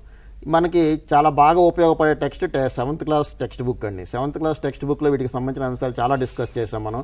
హీట్ ఏంటిది, ఉష్ణం అంటే ఏంటి, ఉష్ణం యొక్క రూపాలు ఏంటి, ఏవేమి రూపాలు ఉన్నాయి, ఉష్ణం అనేటువంటిది ఏ రూపాల్లో ఉంటుంది, తర్వాత వేడి చల్లదనం, ఈ సాపేక్ష భావన మనకు మోషన్లో కూడా సాపేక్ష భావన వచ్చింది. అట్లాగే ఇక్కడ కూడా వేడి చల్లదనం అనేటువంటి ఒక సాపేక్ష భావన ఉంటుంది. అట్లాగే హీటు టెంపరేచర్, ఉష్ణం ఉష్ణోగ్రత, ఈ రెండుకి సంబంధించినటువంటి స్పష్టమైనటువంటి భావనలు ఏంటి, అట్లాగే హీట్ని ఎట్లా కొలవాలి అంటే ఉష్ణాన్ని కొలిసేటువంటి పద్ధతుల్లో మనకి ఏమేమి ఉన్నాయి, దానికి సంబంధించిన థర్మామీటర్స్ ఏమున్నాయి, మనకి థర్మామీటర్లో ఉండే రకాలు ఏంటి, foreign heat thermometer, Celsius thermometer ఏంటిది. తర్వాత మనం ఇక్కడ 9th క్లాస్లో ఏం చేస్తామంటే కెల్విన్ మానం గురించి మాట్లాడి సెల్సియస్ టు కెల్విన్ మనం చేస్తుంటాం. అట్లాగే థర్మామీటర్లో మనం మెర్క్యూరీ ఎందుకు వాడతాం అంటే పాదరసాన్ని ఎందుకు వాడతాము, కొన్ని సందర్భాలు ఆల్కహాల్ కూడా వాడుతుంటారు. ఇట్లా ఈ లిక్విడ్సే వాడటానికి కారణం ఏంటిది, నీళ్లనో లేకపోతే పాలనో ఎందుకు వాడట్లేదు, ఇట్లాంటి కొన్ని భావనలు కూడా అందులో ఉన్నాయి. ఇవన్నీ కూడా మనకి చాలా ఇంపార్టెంట్ అయిన భావనలు. వీటిని మనం చాలా స్పష్టంగా పిల్లలకి అవగాహన పరిస్తే హీట్ అనే లెసన్ని మనం చాలా అద్భుతంగా తీసుకెళ్ళచ్చు. అందులో నెక్స్ట్ ఏంటంటే ఇందులో చాలా ఇంపార్టెంట్ కాన్సెప్ట్స్ మన నిత్య జీవితంలో ఉపయోగపడేవి. నిత్య జీవితంలో కండెన్సేషను, తర్వాత ఏమో ఫ్రీజింగ్, బాయిలింగ్, ఇవన్నీ కూడా చాలా ఇంపార్టెంట్ కాన్సెప్ట్స్ ఇవి. వీటన్నిటిని కూడా మనం పిల్లలకు అద్భుతంగా చెప్పొచ్చు నెంబర్ ఆఫ్ ఎగ్జాంపుల్స్తో. కాబట్టి ఇది హీట్ లెసన్ చాలా ఎంజాయ్ చేసుకుంటూ చెప్పొచ్చు పిల్లలు. దాంట్లో ఉన్నటువంటి యాక్టివిటీస్ని కూడా చాలా ఎంజాయ్ చేస్తూ చేయొచ్చు. కాబట్టి దీన్ని మంచిగా ప్రీ రిక్విజైట్స్తో పాటుగా ఈ లెసన్ కూడా యాక్టివిటీస్ బేస్డ్గా చెప్పుకుంటూ పోతే చాలా అద్భుతంగా ఉంటుందనేటువంటి నా భావన. Thank you sir. మీరు అన్నట్టుగా మరి ఈ లెసన్ లోపల హీట్ అనేటువంటి లెసన్ లోపల ఉండేటువంటి వాటి అన్నింటినీ ప్రీ కాన్సెప్ట్స్ ఏంటి, కాన్సెప్ట్స్ ఏంటి అనేటువంటి వివరించడం జరిగింది. మరి మనకి ఇక్కడ ఇంకొక ముఖ్యమైనది ఏంటంటే ఇప్పుడు ప్రస్తుతం ఉన్నటువంటి తరుణం లోపల ఈ శాస్త్రీయ దృక్పథాన్ని పిల్లల లోపల పెంపొందించాలంటే, సైన్స్ పట్ల ఆకర్షితులు కావాలంటే, వాళ్ళని ఒక సైంటిస్టులుగా మలచాలంటే, ఈ శాస్త్రీయ దృక్పథాన్ని పిల్లల్లో మలచడానికి, సైన్స్ పట్ల ఇంట్రెస్ట్ క్రియేట్ చేయడానికి మనం ఏ రకాలైనటువంటి చర్యలు చేపడితే బాగుంటుంది హరికృష్ణ గారు? ఓకే శ్రీనివాసాచారి గారు, నార్మల్గా విద్యార్థులు వెనకబడి ఉండడం అనేది ఎవరికి ఉండదు. ఎందుకంటే వాడికి ఇంట్రెస్ట్ లేకపోవడము లేదా వివిధ కారణాలు అంటే కుటుంబపరమైన కారణాలు కానీ వాటిని నెగ్లెక్ట్ చేయడం కానీ ఇలాంటి కారణాల వల్ల వెనకబడతాడు. అయితే ఈ గ్యాప్ని తొలగించాలంటే మనం ఏం చేస్తున్నాం అంటే యాక్టివిటీస్ చేయిస్తున్నాం. ముందుగా యాక్టివిటీస్ చేయించేటప్పుడు విద్యార్థి అంటే ప్రాథమికంగా అన్నిట్లలో ఇన్వాల్వ్ అయ్యేటట్టు అంటే మెటీరియల్ తీసుకురావడంలోనూ నేను ఒక విద్యార్థిని గమనించాను. ఏంటంటే ఆ విద్యార్థి సరిగా అంటే ఈ అకాడమిక్స్లో వెనుకబడి ఉన్నా మిగతా ఏ పని చెప్పినా అంటే ఒక యాక్టివిటీ చేయడం అన్నా ఒక ప్రాజెక్టు చేయమన్నా చాలా ముందు వరుసలో ఉంటాడు. అంటే వాడిలో ఎంతూజియాజం ఉంది, వాడిలో అన్నీ ఉన్నాయి, కానీ ఒక బేసిక్స్ రావనే ఒక భావనతోటి వాడు వెనుకబడుతున్నాడు అనే ఒక ఆలోచన. కాబట్టి వాటిని ఇంప్రూవ్ చేయాలి ముందుగా. అయితే చేయాల్సింది ఏంటి అంటే మనకు చాలా సైన్స్ కార్యక్రమాలు ఉన్నాయి, ఎన్నో సైన్స్ కార్యక్రమాలు. అంటే ఉదాహరణకు మనం ఇందాక చెప్పుకున్నట్టుగా సైంటిస్టుల గురించి చెప్పడం ఒకటి ఫస్ట్ క్లాస్ రూమ్లో. సైంటిస్టుల గురించి చెప్పడం ఒకటే కాదు, వాటికి సంబంధించిన ఫోటోలను వాళ్ళకి చూపించాలి, చూపించి వాళ్ళు ఏమి కనుగొన్నారు, ఎలా కనుగొన్నారు, వాళ్ళు పడ్డ ప్రయాస ఎంత, ఇవన్నీ వాళ్ళకి ఎక్స్ప్లెయిన్ చేయాలి. వాటితో పాటుగా మనకు ఆల్రెడీ కేయాన్సో లేకపోతే ప్రొజెక్టరో ఉంది, రకరకాల. అంటే నాకు ఒక విద్యార్థి ఒక ప్రశ్న అడిగాడు. ఏమడిగాడంటే, సార్ మీరు ఆటంలో ఎలక్ట్రాన్స్ ప్రోటాన్స్ ఇవి చెప్తున్నారు, మన సోలార్ సిస్టమ్ కూడా అట్లే ఉంది కదా సార్ అన్నాడు. అంటే ఎంత వాళ్ళ ఆలోచన దృక్పథం చూడండి. అంటే విద్యార్థి కంపేర్ చేస్తున్నాడు అన్నీ. ఈ సేమ్ అక్కడ కూడా అంతే ఉంటాయి కదా. మనకు ఇప్పుడు ఒక సన్ చుట్టూ ఇట్లా తిరుగుతున్నట్టే ఇంకా ఎన్నో సోలార్ సిస్టమ్స్ ఉంటాయి, అట్లనే యాటమ్స్ వాటి చుట్టూ సెంటర్ చుట్టూ తిరుగుతున్నాయి కదా సార్ ఎలక్ట్రాన్స్ కూడా అని ఒక భావన. అంటే విశ్వం మొత్తాన్ని ఒక చదివేసిండు వాడు. అంటే సైంటిఫిక్ టెంపర్మెంట్ అనేది ఉపాధ్యాయుడు ప్రోత్సహించి దానికి సంబంధించిన ప్రతి అంశాన్ని విద్యార్థికి బోధించాలి. గుండు సూది నుంచి రాకెట్ వరకు ప్రతి అంశాన్ని. అంటే ఒక లెసన్ చెప్తున్నప్పుడు ఎక్కడికో తీసుకెళ్ళాలి విద్యార్థిని, అంటే దానికి సంబంధించిన అంశాలన్నీ చెప్తూ తీసుకెళ్ళాలి, డైరెక్ట్ రాకెట్కి తీసుకెళ్ళడం అని కాదు.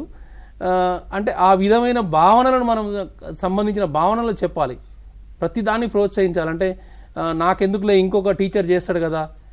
ముఖ్యంగా ఫిజికల్ సైన్స్ టీచర్స్ అన్నింటిలో పార్టిసిపేట్ చేస్తారు మ్యాక్సిమం ఉన్న వాళ్ళలో. స్కూళ్ళలో దాదాపుగా అన్నీ అంటే సైన్స్ ఫేర్స్, ఇన్స్పైర్ అన్నీ ఫిజికల్ సైన్స్ టీచర్స్.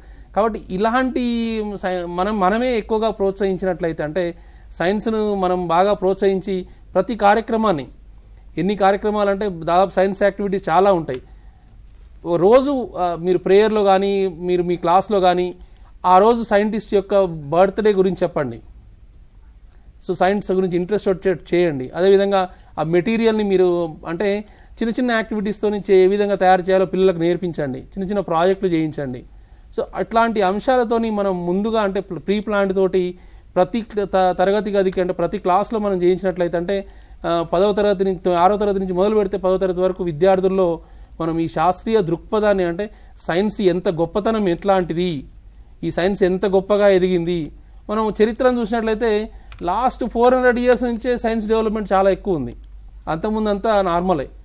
కాబట్టి ఈ 400 క్రొనాలజికల్ ఆర్డర్లో ఎంత డెవలప్ అయింది, 100 సంవత్సరాల కింద హైదరాబాద్ ఎట్లా ఉండేది, హైదరాబాద్లో సిటీ బస్ ఎట్లా ఉండేది, డెవలప్మెంట్ ఎట్లా ఉంది, స్కూటర్ ఎట్లా ఉంది గతంలో, ఇప్పుడు ఎట్లా మారింది, కార్ ఎట్లా మారింది, సైన్స్ అండ్ టెక్నాలజీ ఏ విధంగా అభివృద్ధి చెందుతుంది, ఇలాంటి అభివృద్ధి క్రమాన్ని మనం వివరించాలి. కాబట్టి సైన్స్ యొక్క ఫలాలను వాళ్ళకు అందిస్తూ వాళ్ళకి ప్రతి అంశాన్ని మనం బోధించినట్లయితే, అంటే బోధనలో భాగంగా చేయాలి. అంటే ఫ్రిక్షన్ గురించి మాట్లాడుతున్నాం, మీరు ఎక్కడికైనా తీసుకెళ్ళండి. అంటే విద్యార్థిని భూమి మీద నడవలేడు, ఇట్లా డైలీ లైఫ్ అప్లికేషన్స్లో ప్రతి అంశాన్ని, కారు బ్రేక్ కొట్టలేము మనం, ఎందుకంటే ఫ్రిక్షన్ లేదు, జారిపోద్ది. సో ఇలాంటి కండిషన్స్ అన్నీ మనం చెప్తూ ఉంటే విద్యార్థిలో సైన్స్ పట్ల చాలా ఆసక్తి పెరిగే అవకాశం ఉంటుంది. అదేవిధంగా సైంటిఫిక్ యాటిట్యూడ్, ఈ శాస్త్రీయ దృక్పథాన్ని పెంచే విధంగా మనం కృషి చేయాల్సి ఉంటుంది. థ్యాంక్ యూ హరికృష్ణ గారు. మరి విద్యార్థుల లోపల శాస్త్రీయ దృక్పథాన్ని ఎలా పెంపొందించాలనేటువంటి దాని గురించి చక్కగా చెప్పడం జరిగింది. మరి ఈ కార్యక్రమం లోపల 9వ తరగతి విద్యార్థులకి ఈ ప్రస్తుతం రాబోయేటువంటి విద్యా సంవత్సరం లోపల ఏ లెసన్స్కి ఏ ప్రీ కాన్సెప్ట్స్ అవసరమైనటువంటివి ఈ నాగరాజశేఖర్ గారు మరియు హరికృష్ణ గారు చక్కగా వివరించడం జరిగింది. మరి వీటన్నిటిని కూడా ఉపాధ్యాయులు మరి ఈ సూచనలను పాటిస్తూ మరి మీకు సరైనటువంటి మీకు అనుగుణంగా ఉండేటువంటి ఇంకా కొన్ని మార్పులు చేర్పులు చేసుకొని కూడా ఈ ఇచ్చేటువంటి వాటిలో ఒక మోడల్ లాగానే పెట్టుకొని మీరు యాజ్ ఏ మన క్లాస్ రూమ్కి మనమే బాస్ కాబట్టి మనం అందరం కూడా అదే రకమైనటువంటి మన తరగతిలో ఉండేటువంటి స్థాయిని బట్టి విద్యార్థుల స్థాయిని బట్టి మనం ఒక ప్రణాళిక రూపొందించుకొని మనం వాటిని ముందుకు తీసుకెళ్లే ప్రయత్నం చేద్దాం. మరి దీని తర్వాత ఒక 5 నిమిషాల గ్యాప్ తర్వాత 8వ తరగతికి సంబంధించినటువంటి కాన్సెప్ట్స్ ప్రీ కాన్సెప్ట్స్ ఏంటి ఇంకా కొన్ని జనరల్ డిస్కషన్స్ మీద కూడా మనం చర్చించబోతున్నాం. మరి అంతవరకు కూడా ఈ 5 నిమిషాల తర్వాత మళ్ళీ టీవీకి ఉంటారని చెప్పి టీవీ ముందే ఉంటారని ఆశిస్తూ నమస్కారం sir. Thank you one and all.